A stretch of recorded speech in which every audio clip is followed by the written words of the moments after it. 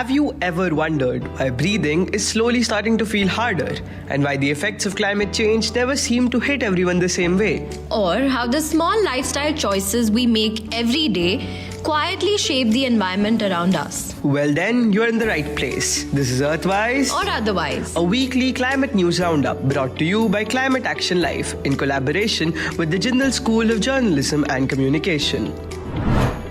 Every week, we bring you climate stories from around the world, along with people's voices, cultural reflections, and small actions that we can all take in our everyday lives. On this journey, I'm Ritvik. And I'm Gayatri. Two perspectives, but one shared concern: the planet we call our home. This is Earthwise or otherwise. Because the real question isn't just what being Earthwise looks like. It is also what the cost of choosing otherwise might just be. So now let's begin with our weekly National Climate Check-in, where we break down what's happening across India. From policy shifts to ground level impact, here's everything you need to know about the country's changing climate story.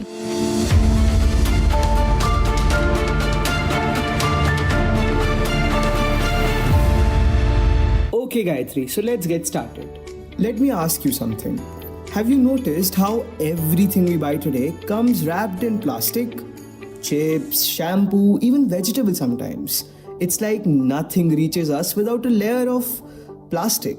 Now imagine where all of that goes. Here's the problem. India is facing a growing plastic packaging crisis. Not just because we use more plastic, but because of how it is designed. A large portion of packaging today is multi-layered and single-use, which makes it extremely difficult to recycle. So even if you want to do the right thing, the system doesn't always allow it. And that is where the real issue lies. This isn't just about littering. It is about a system built for disposal. Much of this plastic escapes formal waste systems entirely. It ends up in landfills, rivers, and eventually in oceans. Basically, what we throw away doesn't really go away. It just goes somewhere else. What makes it worse is that recycling alone isn't enough. Weak regulations, corporate practices, and poor waste management infrastructure are all contributing to the crisis. The issue is deeply rooted in how products are designed and consumed in the first place. And here's the scary part, Gayatri. This plastic doesn't break down for hundreds of years, which means every piece we throw away today is likely to outlive us, and the impact it has on future generations is just crazy. That is not just waste. That's a legacy we didn't mean to leave behind.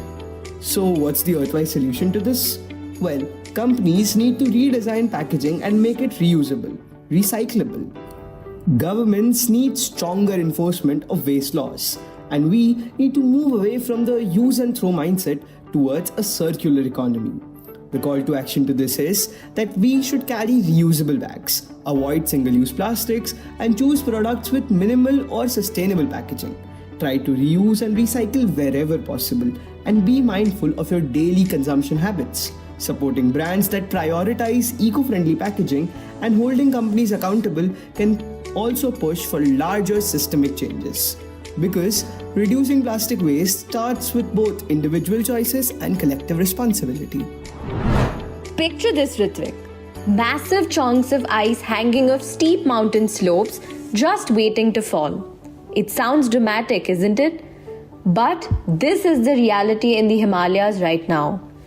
A recent study has identified hundreds of hanging glaciers in the central Himalaya that are becoming increasingly unstable due to rising temperatures. These glaciers sit on steep slopes, and as they melt and thin, their stability weakens. The risk of sudden collapse increases, and when they fall, well, it's not just ice. These collapses can trigger avalanches, floods, and large-scale disasters. Entire downstream regions can be affected within seconds. It's not just a natural event, it's a cascading risk. Regions like Uttarakhand are especially vulnerable, and what complicates the situation further is the growing human presence in these fragile zones. Roads, buildings, and pilgrimage routes are expanding into these areas, increasing the risk to human life. What makes this even more dangerous is that many of these glaciers are located in remote areas. That means early warning signs are often missed. By the time we realize something is wrong, it may have already been too late to respond effectively. The study emphasizes the urgent need for monitoring systems and early warning mechanisms. Because in mountain ecosystems, disasters don't give you the time to prepare. They just happen suddenly and without any notice. And Ritvik, one collapse could wipe out an entire community downstream. That's the scale we're talking about. So, this isn't just about glaciers melting. It's about understanding risk, planning better, and respecting ecological limits. The call to action to this is support sustainable tourism and be mindful of ecological risks. Avoid contributing to overdevelopment in fragile zones. Respect local guidelines and choose eco-conscious travel options. Being aware of where you go and how you travel can help reduce pressure on these vulnerable ecosystems and protect both nature as well as communities that depend on it. Let's shift gears a bit, Gayatri, because this one is actually hopeful. Did you know that bees in Kashmir often have to migrate hundreds of kilometers just to survive this winter? Well, traditionally, beekeepers move their colonies to warmer states because extreme cold makes survival and honey production very difficult. It is a long, costly and risky process. But until recently, it was the only option. Now, there is a solution. A warm womb system. It is essentially a temperature-controlled environment that allows bees to survive harsh winters without migrating. It is a simple idea but incredibly effective. This innovation reduces costs, effort, and the risk for beekeepers. It also ensures consistent pollination and honey production throughout the year, which is crucial both for livelihoods and agriculture. What's interesting here is how technology is being used, not to replace nature but to support it instead. It is a collaborative approach where innovation works alongside natural processes rather than disrupting them. And let's not forget, bees are essential to our ecosystems. They play a critical role in pollination, which directly impacts crop production. Gayatri, it's also important to note that no bees means no pollination, and no pollination means serious threat to food systems. So protecting bees isn't just about saving a species. It is about protecting an entire chain of life that we depend upon. This small, local innovation shows how targeted solutions can create larger environmental benefits. Sometimes, the most effective ideas are the ones that work quietly but consistently. Well, Gayatri, the call to action to this is that we should support local honey producers and choose sustainably sourced honey wherever possible. We can also help by planting pollinator-friendly plants, avoiding excessive pesticide use, and creating small green spaces that attract bees and other pollinators. Even simple actions in our surroundings can play a crucial role in protecting these essential contributors to our ecosystem. Fascinating, isn't it? Movies, music, fashion, social media trends, we consume all of it every day. But have you ever paused to think about the environmental footprint behind these choices? Well, let's bring this conversation down to the ground with our Vox Pop segment. To explore these questions further, our climate crew has been out and about speaking directly to people on campus. Pratha, Nayak and Samagra Thakur have been engaging with students, young audiences and everyday listeners, trying to understand how pop culture choices quietly shape the way we think about climate. So, over to you both.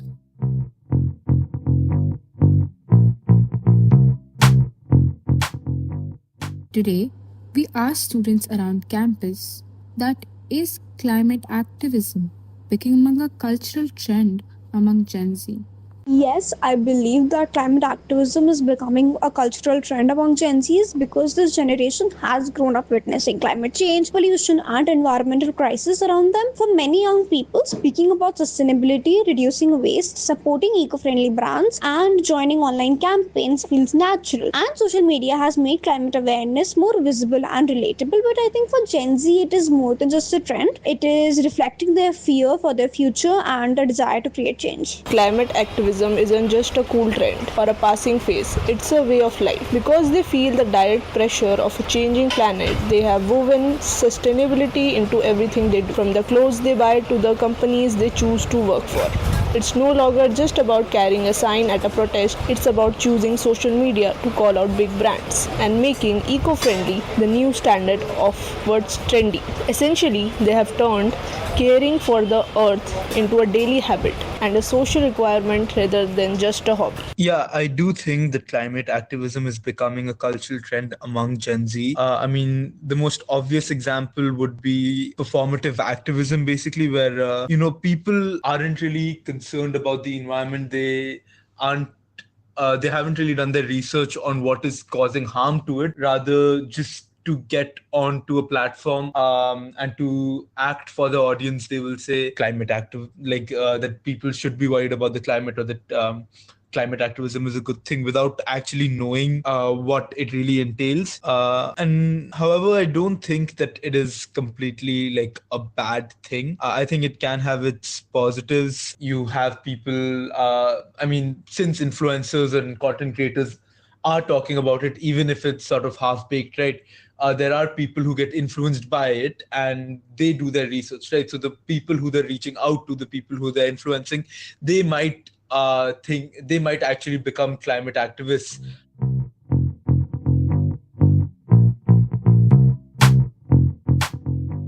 Well, now let's take a look at what's happening around the world in climate action. From global policies to on-ground impact, here's your weekly international climate roundup.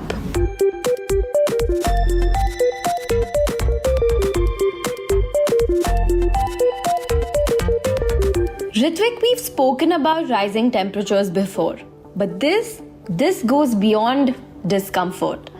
This is about survival, and more specifically about food security. The UN agencies are warning that extreme heat is now a major threat to global food systems. Rising temperatures are crossing critical thresholds, and the consequences are already visible. Crops are failing because they can't withstand prolonged heat. Livestock are dying under extreme conditions. Fisheries are being disrupted as water temperatures change. And all of this is directly impacting how food is produced and distributed. Over billions of people could be affected, especially in regions that are already vulnerable. But the problem that doesn't stop at heat alone. It creates a chain reaction. Droughts reduce water availability, wildfires destroy agricultural land. Pest outbreaks increase as ecosystem shifts. And here's the key point. This isn't a distant future scenario. These impacts are already unfolding across different parts of the world, which means the food on our plate is now directly connected to how the climate behaves. Climate change is no longer an environmental issue alone. It's a food issue. So what's the way forward? Developing heat-resistant crops, improving farming practices, and implementing stronger climate policies are all essential steps, because otherwise, food systems become unstable and food security itself becomes uncertain. And Ritvik, when food becomes uncertain, everything else follows. Health, economy, and social stability. Well, the call to action to this is simple. Reduce food waste, be mindful of what and how much you consume, and support sustainable and local agriculture wherever possible. Even small choices like finishing your meal, avoiding over-purchasing, choosing seasonal produce can collectively reduce pressure on global food systems. Well, Gayatri, this next one is a little fiery. Pun intended, of course, but fire is a natural part of many ecosystems, right? But what happens when it becomes uncontrollable? Recent wildfires in southeast Georgia have destroyed over 50 homes and threatened many more. What started as a fire quickly escalated due to dry conditions and strong winds spreading rapidly across forests. Tens of thousands of acres were burned in a short span of time. The speed and intensity of these fires made them extremely difficult to control. Evacuation had to be ordered, schools were shut down, and hundreds of firefighters were deployed to contain the situation. The impact wasn't limited to the immediate area only. The smoke affected air quality even in cities like Atlanta. What's particularly alarming in this, however, Gayatri, is how quickly these fires escalate. A small ignition can turn into a large-scale disaster within hours, leaving very little time for communities to respond. And with the change in climate patterns, these extreme fire conditions are becoming even more common. Rising temperatures and prolonged dry periods create the perfect environment for wildfires to spread. This is what climate-driven disasters look like. Faster, more intense, and super difficult to manage. Because otherwise, these events won't remain rare occurrences. They risk becoming recurring in seasonal crises. And when disasters become routine, recovery becomes even harder. Gayatri, the call to action for this is that we should stay informed about fire risks. We should follow safety advisories and support climate-resilient policies that focus on prevention and preparedness. We can also contribute by conserving energy, reducing carbon footprint, and supporting organizations working on forest conservation and disaster relief. Because tackling climate change is key to reducing the intensity of such disasters. Ritvik, when we think about climate change, we often picture what's happening on land. But a lot of the most significant changes are happening underwater. Marine ecosystems are being differently and deeply affected by climate change. Rising ocean temperatures, changing chemical compositions, and increasing human activity are all disrupting life beneath the surface. Many marine species are struggling to adapt to these rapid changes. Ecosystems are shifting and, in some cases, collapsing. Coral reefs, which support a vast amount of marine biodiversity, are particularly vulnerable and are already declining in many regions. And this doesn't just affect marine life, it affects us too. Oceans play a crucial role in regulating climate, supporting food systems and maintaining ecological balance. But because these changes happen out of sight, they're oftentimes overlooked. The damage is less visible but no less severe. As ocean conditions continue to change, the ripple effects become more noticeable through declining fish populations, disrupted food chains, and changing weather patterns. So, this isn't just an environmental concern. It's largely a global concern. And Ritvik, if we ignore what's happening in our oceans, we risk losing ecosystems that we fully don't understand, but heavily depend upon. Because otherwise, the loss won't just be underwater. It will reach us in ways we can't ignore.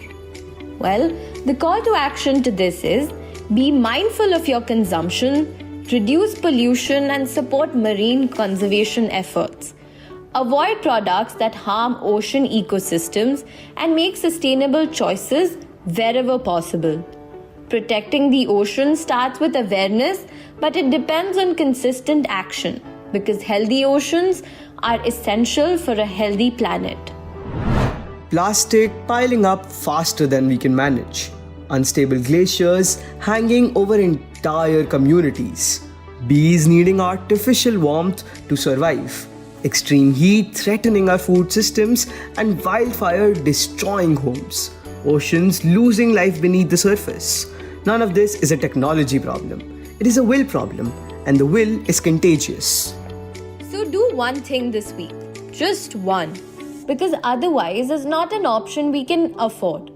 Maybe it's carrying your own water bottle or separating your waste or checking on someone during a heat wave. Because change, that doesn't begin with systems. It begins with small and consistent choices. Today, we did not just look at climate as a crisis, but rather as a series of choices. Choices we see in the news, in boardrooms, in government files, and in our own kitchens. And with every choice, we pick a direction, either walking with the planet or choosing to ignore it. This conversation is made possible by Climate Action Live, a youth-driven platform by Madhur Singh that takes climate awareness beyond conversations and connects it to real-world action. At its core, Climate Action Live creates space for young voices where learning, dialogue, and action all come together. If you want to be a part of this movement, then do visit the Climate Action Live website and explore how you can contribute. You can also check out the New Imaginations Research Center at the Jindal School of Journalism and Communication, which works with young scholars to expand stories and perspectives, helping us understand climate and society through new narratives. So, until next week when we meet again. Keep asking yourself, are you choosing to be Earthwise Or otherwise.